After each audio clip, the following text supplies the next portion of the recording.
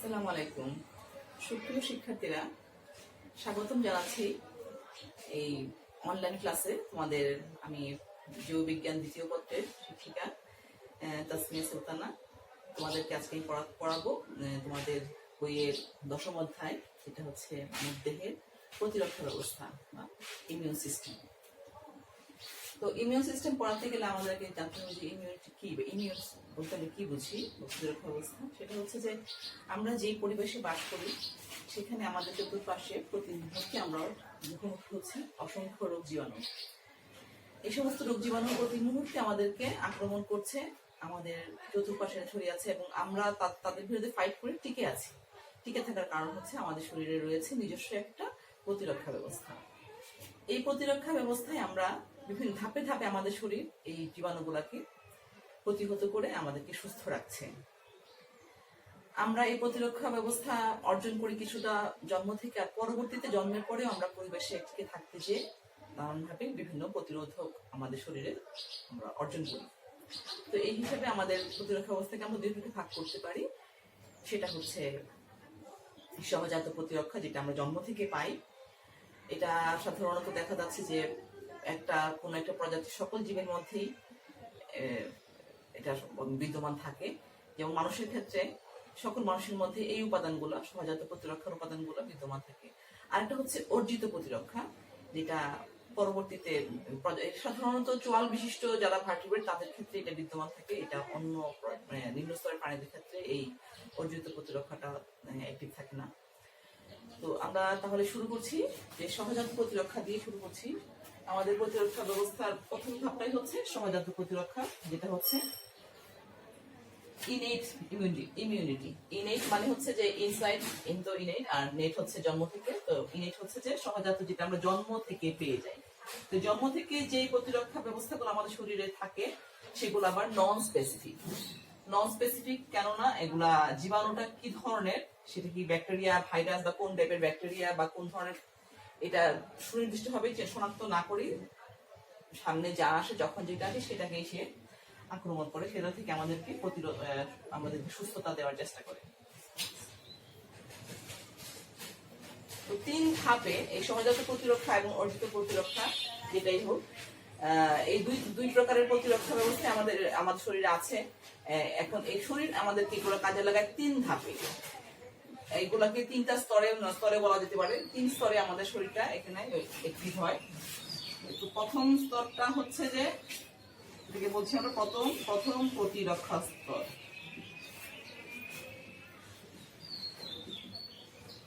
কতগুলো উপাদানের মাধ্যমে প্রথম প্রতিরক্ষা স্তর প্রথমে আমাদেরকে শরীরকে জীবাণুমুক্ত করার চেষ্টা করে। প্রথম প্রতিরক্ষা স্তর যদি ফেল হয় তখন দ্বিতীয় প্রতিরক্ষা স্তর অ্যাক্টিভ হয়।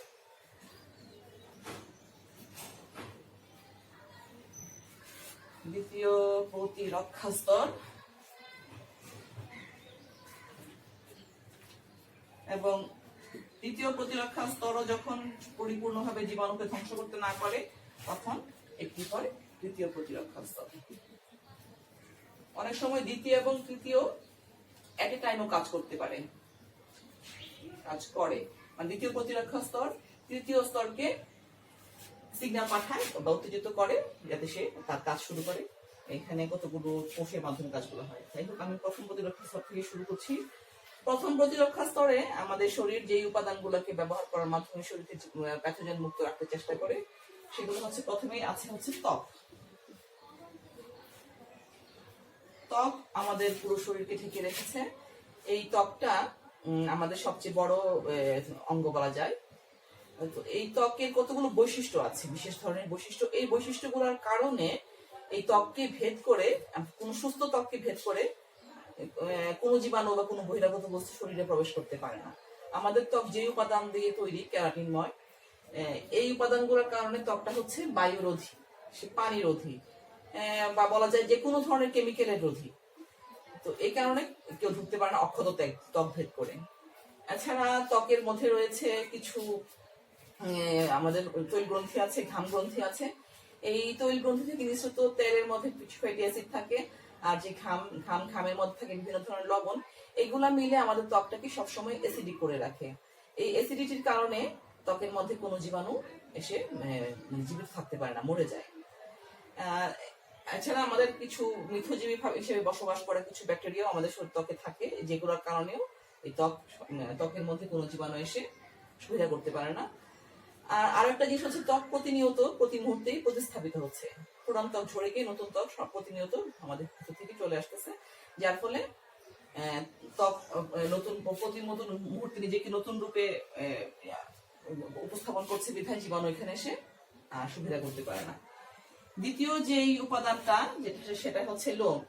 আমাদের ত্বক ছাড়া আমাদের শরীরে যতগুলো এন্ট্রান্স আছে বাহির থেকে ভিতরে ঢোকার জন্য, যেমন চোখ, কান, নাক, মুখ, প্রজনন অঙ্গ, ওপেনিং, সবকিছুই আমাদের সবগুলো ওপেনিংই কোনো না কোনো ভাবে গার্ড করা আছে। যেমন লোম দিয়ে গার্ড করা থাকে আমাদের নাক। আমাদের নাকে যে লোম আছে সেই লোমের কারণে বহিরাগত ধুলাবালির সাথে কোনো জীবাণু শরীরে প্রবেশ করতে পারে না, যার ফলে আমাদের নাক দিয়ে যে বাতাস নেই সেই বাতাসটা জীবাণুমুক্ত হয়ে তারপর শরীরে প্রবেশ করে। তৃতীয়ত যে উপাদানটা আমাদেরকে জীবাণুমুক্ত রাখতে সাহায্য করে, যে শরীরের যে অঙ্গটা, সেটা হচ্ছে সিলিয়া। সিলিয়া থাকে আমাদের শ্বাসরন্ধ্রে, আমাদের শ্বাসনালীর গাত্রে। সিলিয়াটা হচ্ছে এক ধরনের চুলের মতো উপাদান, যেটা আণুবীক্ষণিক। এটা একমুখী প্রবাহিত হয়, একদিকে আন্দোলিত হয়, অর্থাৎ ভেতর থেকে বাহিরের দিকে সে সবসময় আমাদের শ্বাসনালীতে যে মিউকাস থাকে সেটার প্রবাহটাকে অব্যাহত রাখে। তো যদি কোনো কারণে শ্বাসনালীতে কোনো বহিরাগত বস্তু ঢুকেও যায়, তখন ওই সিলিয়ার আন্দোলন দ্বারা, ওই মিউকাস দ্বারা ওই জীবাণুটা হাঁচি, কাশি, কফের মাধ্যমে জীবাণুগুলা বের হয়ে আসে। তারপর সেটা হয় আমরা বাহিরে ফেলে দিই, অথবা এটা আমাদের স্টমাকে চলে যেতে পারে যদি আমরা গিলে ফেলি। 4 নম্বরে রয়েছে হচ্ছে অশ্রু এবং লালা। অশ্রু আমাদের গার্ড দিচ্ছে আমাদের চোখ, এবং লালা গার্ড দিচ্ছে আমাদের মুখগহ্বরকে। অশ্রু এবং লালায় রয়েছে লাইসোজাইম। এই লাইসোজাইম এর কারণে চোখে এবং মুখের যে পানি, যে লালা এবং অশ্রু যেটা নাম, সেগুলা কোনো ব্যাকটেরিয়া বা কোনো প্যাথোজেন প্রবেশ করলেই তাকে গলিয়ে ফেলে, লাইসিস করে ফেলে, মেরে ফেলে। এই অশ্রু এবং লালা শুধু যে জীবাণু এভাবে মারছে তা না, তারা সারাক্ষণ আমাদের চোখের গোলকটাকে অশ্রু এবং মুখের গহ্বরকে লালা সারাক্ষণ ভিজিয়ে রেখে আমাদের এগুলোর মুভমেন্ট, ইজি মুভমেন্টে সহায়তা করছে। 5 নাম্বার হচ্ছে আমাদের যে সেরুমেন। আমাদের যে কানের ওপেনিং, সেই কানের ওপেনিংটা গার্ড করা থাকে এক ধরনের মোম জাতীয় পদার্থ, তৈলাক্ত পদার্থ, এটাকে বলা হয় সেরুমেন। তো কান দিয়ে কোনো জীবাণু কানের পর্দা পর্যন্ত পৌঁছাতে পারে না, কারণ এইগুলা ধুলাবালিগুলো জীবাণু সমেত এই মোম জাতীয় পদার্থ বা সেরুমেনের মধ্যে আটকা পড়ে যায়, এবং এটা পরবর্তী গোসলের সময় আমরা ফুল হিসাবে ওষুধ থেকে বের হয়ে চলে যায়। এরপরে রয়েছে আমাদের যদি এরপরেও কোনো জীবাণু আমাদের পৌষ্টিক তন্ত্রে ঢুকে যায়, সেখানে আমাদেরকে গার্ড দেওয়ার জন্য, জীবাণু থেকে গার্ড দেওয়ার জন্য রয়েছে প্রোটিওলাইটিক এনজাইম এবং অ্যাসিড। পৌষ্টিক নালীর অ্যাসিড, এখানে অ্যাসিড হিসেবে রয়েছে হাইড্রোক্লোরিক অ্যাসিড, আর রয়েছে প্রোটিওলাইটিক এনজাইম। তো এইগুলাও যদি কোনো জীবাণু শরীরে ভিতরে আমাদের স্টমাকের ভিতরে খাদ্যের মাধ্যমে বা অন্য কোনো ভাবে আমাদের অসতর্ক মুহূর্তে যদি কোনোভাবে আমাদের পৌষ্টিক তন্ত্রে কোনো জীবাণু ঢুকেই যায়, তখন এই অ্যাসিডের কারণে, এই প্রোটিওলাইটিক এনজাইমের কারণে আমাদের জীবাণুগুলোকে আমরা মেরে ফেলতে পারি এবং আমরা সুস্থ থাকি। এরপরে রয়েছে রেচন এবং জননতন্ত্রের কিছু অ্যাসিড। আমাদের যে জননাঙ্গের যে ওপেনিং, সেখানে আমাদের রয়েছে কিছু ব্যাকটেরিয়া বসবাস করে, আর হচ্ছে মিউকাস রয়েছে, আর রয়েছে ল্যাকটিক অ্যাসিড। এই ল্যাকটিক অ্যাসিডের উপস্থিতির কারণে এই জায়গাটা সবসময় অ্যাসিডিক হয়ে থাকে, এবং যার ফলে এখানে কোনো জীবাণু এসে সুবিধা করতে পারে না। আর মিউকাসে এসে আটকে যায় জীবাণু, তারপর মরে যায়। আর ম্যাক্রোফেজও এখানে, মানে শ্বেতকণিকাগুলো এখানে থাকে এবং জীবাণুটাকে মেরে ফেলে। এই মৃত জীবাণু সহ এইগুলো তারপর মূত্রের সাথে বাহিরে নির্গত হয়। এছাড়া মল ত্যাগের সময় মলের সাথে, এবং যদি কোনো কারণে আমরা ফুড পয়জনিং হয়, তখনও বমির মাধ্যমে আমাদের শরীর থেকে অনেক ক্ষতিকারক জীবাণুগুলো বের হয়ে চলে যায়। এভাবে প্রথম প্রতিরক্ষা স্তর মেকানিক্যাল ভাবে আমাদের শরীরটাকে কিছুটা, আর রাসায়নিক ভাবে এখানে 6ষ্ঠ ধাপের অনুযায়ী রাসায়নিক ভাবেও আমাদের শরীরটাকে জীবাণু মুক্ত রাখতে সহায়তা করছে। প্রথম প্রতিরক্ষা স্তর তার চেষ্টা চালিয়ে যাওয়ার পরেও যখন কিছু জীবাণু ভিতরে ঢুকে যায়, তখন দ্বিতীয় প্রতিরক্ষা স্তর বিভিন্ন কোষ এবং রাসায়নিক উপাদানের মাধ্যমে আমাদের শরীরকে সুস্থ রাখার চেষ্টা করে। এখানে প্রথমেই যে উপাদানটা আমি কথাই বলছি সেটা হচ্ছে বিভিন্ন ধরনের কোষ, শ্বেতকণিকা মূলত এগুলা। এই শ্বেতকণিকাকে শরীরের প্রহরী বলা হয়, রক্তের উপাদান। তো এই শ্বেতকণিকার মধ্যে রয়েছে প্রথমেই রয়েছে এইগুলোকে একত্রে মনোসাইট এবং নিউট্রোফিল, দুটাকে একত্রে বলা হয় ফ্যাগোসাইটস।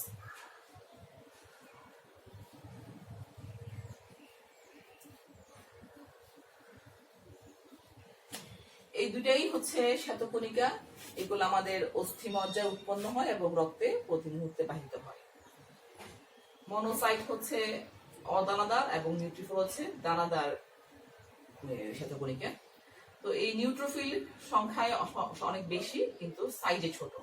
আর মনোসাইট সাইজে প্রথমে ছোটই থাকে, কিন্তু সে যখন জীবাণুর আধিক্য হয় তখন সে যখন কোনো কোষ জীবাণুতে আক্রান্ত হয়, মনোসাইট তখন সেই কোষটাকে ভেদ করে কোষের ভিতরে চলে যায় বা কোষের কাছাকাছি চলে যায়। মনোসাইট নিউট্রোফিল এই দুটাকে একত্রে ফ্যাগোসাইটস বলা হয়। তো এই ফ্যাগোসাইটস বলার কারণ হচ্ছে না, ফ্যাগোসাইটোসিস একটা প্রক্রিয়া, যে প্রক্রিয়ার মাধ্যমে জীবাণু যেটা সামনে পায় সেটাকে খেয়ে ফেলে, ফ্যাগোজোম সৃষ্টি করে ওদের শরীরের জীবাণুটাকে ক্ষণপথ বিস্তার করার মাধ্যমে ওরা জীবাণুটাকে একসঙ্গে যেতে শরীরের ভিতরে ঢুকিয়ে ফেলে। তারপর ওদের ভিতরে যে লাইসোজোম থাকে, সেই লাইসোজোমের সাথে ওই জীবাণু আটকে ফেলার গহ্বরটা একীভূত হয়ে গিয়ে ওখানে ফ্যাগোজোম তৈরি করে। তারপর সেই ফ্যাগোজোমের ভিতরে জীবাণুটা পুরোপুরি হজম হয়ে যায়। নিউট্রোফিলের ক্ষেত্রে যেটা হয়, ফ্যাগোজোমের ভিতরে যে বিষাক্ত পদার্থগুলো থেকে যায়, যে প্যাথোজেন থেকে নিঃসৃত, সেইগুলো আবার সাইটোপ্লাজমে মিশে গিয়ে নিউট্রোফিলটা মারা যায়। জীবাণুকে খেয়ে ফেলার পরে নিউট্রোফিলটা মারা যায়। কিন্তু মনোসাইটের ক্ষেত্রে এটা হয় না, সে জীবাণুটাকে হজম করে ফেলার পরে ফ্যাগোজোমের ভিতরেই জীবাণু নিঃসৃত বিষাক্ত টক্সিন গুলো থেকে যায়, যার ফলে মনোসাইটের আয়ু দীর্ঘস্থায়ী হয়। মনোসাইট থাকে না, সে কোষের ভিতরে যে যখন অ্যাক্টিভ হয় তখন তাকে বলা হয় ম্যাক্রোফেজ। তখন মনোসাইটের নামও হয়ে যায় ম্যাক্রোফেজ। তো এই দুইটাকে একত্রে বলা হয় ফ্যাগোসাইট, যেহেতু এরা ফ্যাগোসাইটোসিসের মাধ্যমে জীবাণুকে ধ্বংস করে।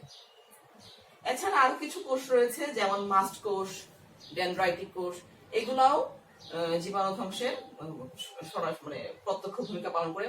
মাস্ট কোষ পাওয়া যায় হচ্ছে আমাদের যে মিউকোসাল মেমব্রেন গুলোতে, যেমন আমাদের শ্বাসনালী কিংবা আমাদের ফুসফুসের এখানে যে মিউকোসাল মেমব্রেন আছে, সেই মেমব্রেনে এগুলা মাস্ট কোষ পাওয়া যায়। আর ডেনড্রাইটিক সেলটাকে বলা হয় হচ্ছে অ্যান্টিজেন রিপ্রেজেন্টিং সেল।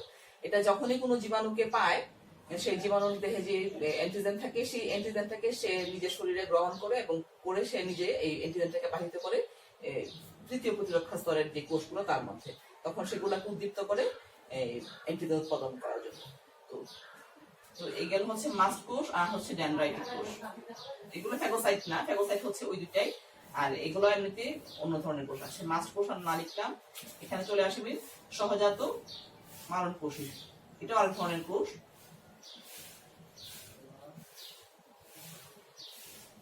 সহজাত মারণ কোষ বা ন্যাচারাল কিলার সেল, সংক্ষেপে বলা হয় এনকে সেল।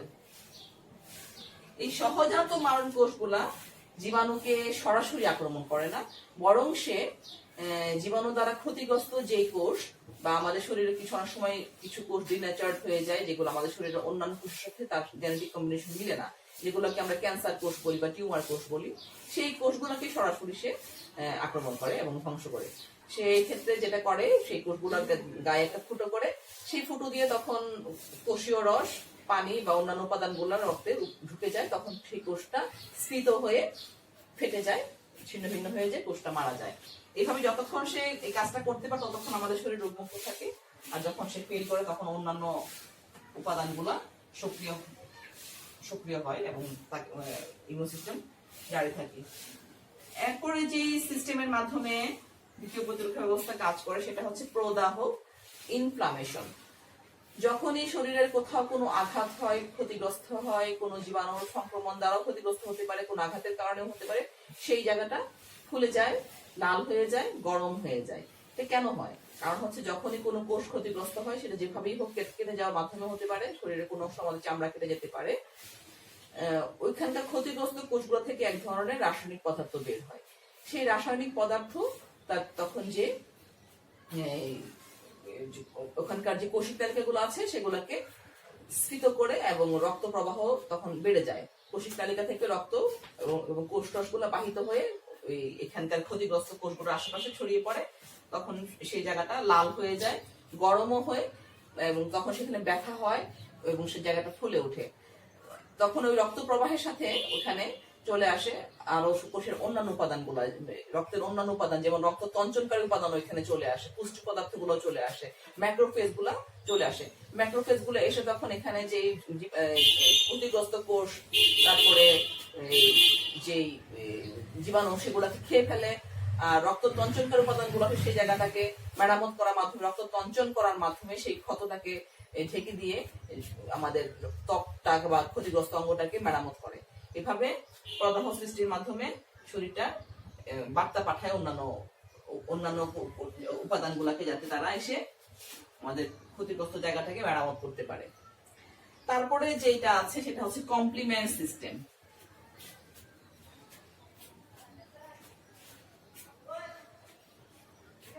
কমপ্লিমেন্ট সিস্টেমটা হচ্ছে আমাদের রক্তে আছে প্লাজমা প্রোটিন, রক্তরসে প্লাজমা প্রোটিন থাকে। এখানে কমপ্লিমেন্ট সিস্টেমটা তৈরি হয় 20 ধরনের প্লাজমা প্রোটিন একটা গ্রুপ।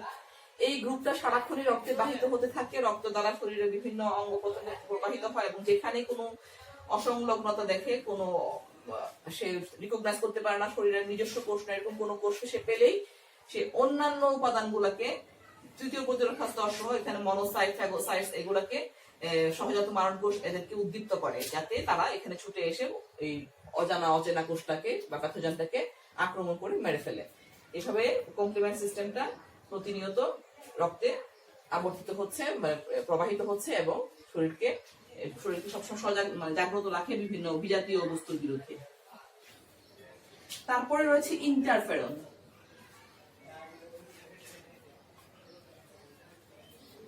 ইন্টারফেরন এক ধরনের রাসায়নিক উপাদান। এটা এক ধরনের গ্লাইকোপ্রোটিন, উচ্চ আণবিক ওজন বিশিষ্ট গ্লাইকোপ্রোটিন। এটা উৎপন্ন হয় ভাইরাস আক্রান্ত কোষ থেকে। যদি কোনো কোষ ভাইরাস দ্বারা আক্রান্ত হয়, তখন সেই কোষটা ভাইরাসের বংশবৃদ্ধিটাকে, সে যাতে বংশবৃদ্ধি করতে না পারে তার জন্য সে বিভিন্ন ধরনের এক ধরনের গ্লাইকোপ্রোটিন উৎপন্ন করে। সেই গ্লাইকোপ্রোটিনটা সে নিজের মধ্যে সীমাবদ্ধ না রেখে আশেপাশের কোষগুলোতেও ছড়িয়ে দেয়। দিলে পরে সবগুলো কোষই সেই ভাইরাসটার ব্যাপারে সতর্ক হয়ে যায়, যার ফলে ওই ভাইরাস আর অন্য কোনো কোষকে আক্রমণ করতে পারে না, তার বংশবৃদ্ধি করতে পারে না। বংশবৃদ্ধি করতে না পারা মানে তো ভাইরাসের জীবন শেষ, কাজে তখন আমরা ভাইরাস থেকে মুক্ত হয়ে যাই। তারপরে হচ্ছে জ্বর।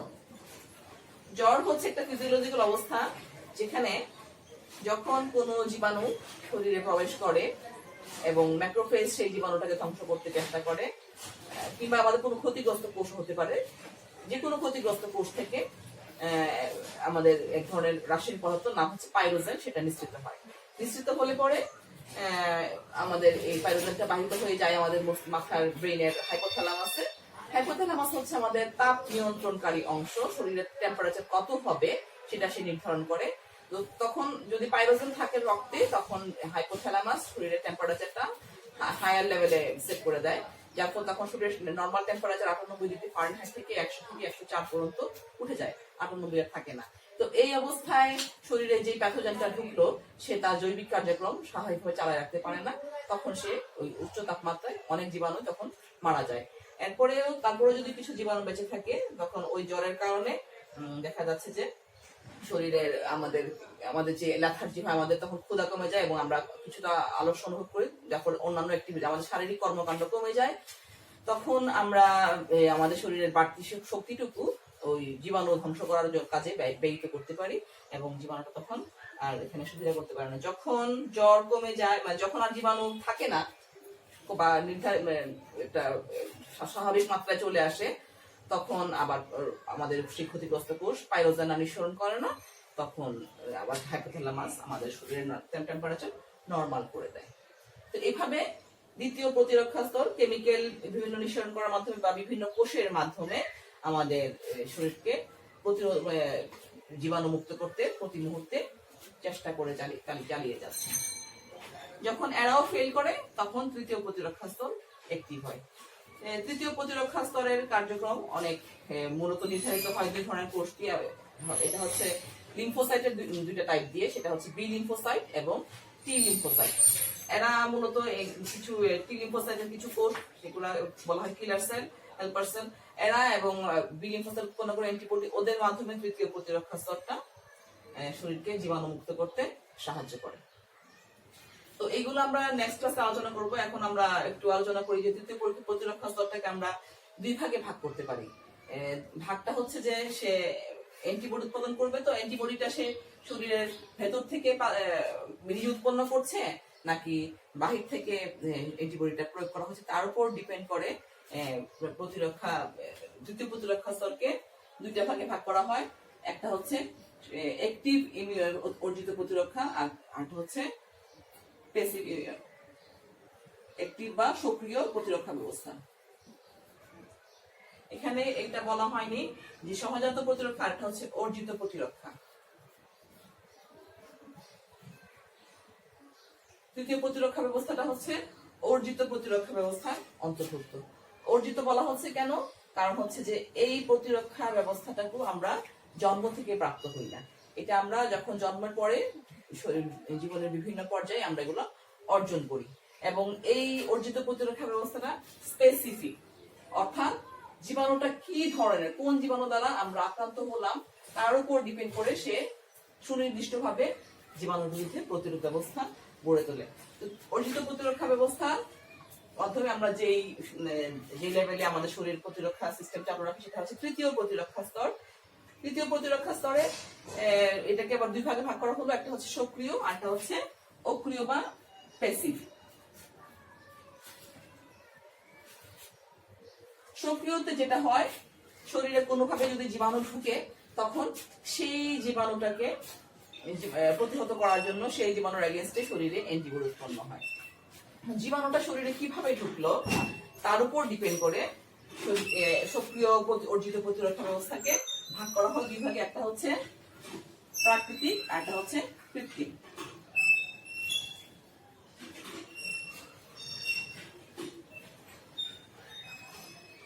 প্রাকৃতিক প্রতিরক্ষা ব্যবস্থায় জীবাণুটা প্রাকৃতিক ভাবে আমার শরীরে ঢুকে যায়।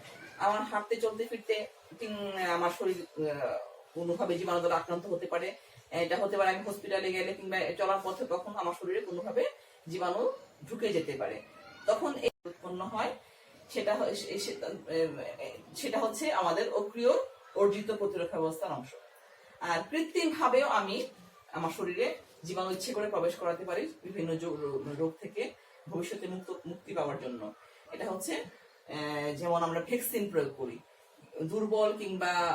দুর্বল জীবাণুকে আমরা নানান উপায় ভ্যাকসিন তৈরি করি, এটা আমরা পরবর্তী আলোচনা করব। এই ভ্যাকসিনটা হচ্ছে আসলে এক ধরনের জীবাণুই বা জীবাণুর অংশ। এটা প্রয়োগ করার মাধ্যমে আমরা শরীরে কৃত্রিম ভাবে অ্যান্টিবডি উৎপন্ন করি। আর অক্রিয় অর্জিত প্রতিরক্ষা ব্যবস্থাটাকেও আমরা দুই ভাগে ভাগ করি। অক্রিয়টা হচ্ছে আসলে কি? অক্রিয়টা হচ্ছে জীবাণু শরীরে ঢুকে নিজে নিজে অ্যান্টিবডি আমার শরীর তৈরি করবে না, বরং আরেকজনের দেহে উৎপন্ন অ্যান্টিবডিটা আমার শরীরে প্রবেশ করানো হলে সেটাকে বলা হবে অক্রিয় অর্জিত প্রতিরক্ষা। অর্থাৎ এই ক্ষেত্রে আমার শরীরে আরেকজনের তৈরি করা অন্য কারো তৈরিকৃত অ্যান্টিবডি আমার শরীরে ঢুকানো হবে। এটাও এই অ্যান্টিবডিটা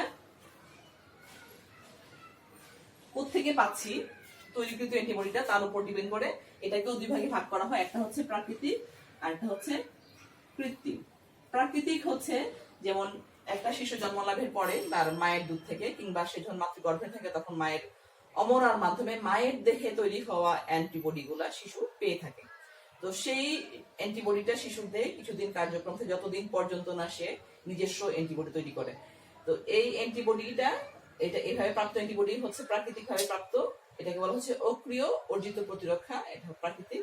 আর কৃত্রিম ভাবে অনেক সময় আমরা যখন কোনো ব্যক্তি রোগাক্রান্ত হয় এবং রোগাক্রান্ত হওয়ার পর সে যখন সুস্থ হয়ে যায় তখন তার শরীরে যে অ্যান্টিবডি থেকে যায় ওই ওই রোগের কারণে, সেই ওই ব্যক্তির কাছ থেকে ওই অ্যান্টিবডি কালেক্ট করে সেটা আবার আরেকজনের দেহে প্রবেশ করানো হলে সেটাকে বলা হয় কৃত্রিমভাবে প্রাপ্ত অ্যান্টিবডি। এটা কৃত্রিমভাবে প্রাপ্ত অক্রিয় অর্জিত প্রতিরক্ষা ব্যবস্থা। তো এই হলো আমার তৃতীয় প্রতিরক্ষা ব্যবস্থার প্রকারভেদ। কিন্তু তৃতীয় প্রতিরক্ষা ব্যবস্থার ক্রিয়া কৌশল কিংবা কি কি উপায়ে সে তার আমার শরীরটা তৃতীয় প্রতিরক্ষা ব্যবস্থা কিভাবে জীবাণুর বিরুদ্ধে ফাইট করে সেটা আমরা নেক্সট ক্লাসে দেখবো। তো এই পর্যন্ত আজ থাকুক, তোমরা ভালো থেকো এবং সুস্থ থাকো, সবার জন্য শুভকামনা রইল।